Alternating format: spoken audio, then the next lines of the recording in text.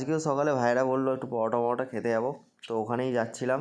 শুভও বেরিয়ে গেছিলো, শুভ বাড়ি যাবে ডাইরেক্ট। তাহলে শুভ বাড়ি চলে যাচ্ছে, কারণ বিকেলে আবার আসবে শুভ।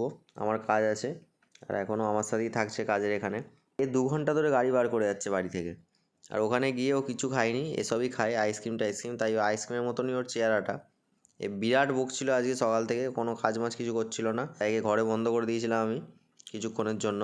খেটে বেরিয়ে গেছিলাম, আমার কাজ ছিল আমাদের অ্যাকাউন্টেন্টের কাছে যেতে হতো আমাকে, আর ওকে নামাতে যেতাম স্টেশনে, কারণ ওর আজকে অফিস আছে।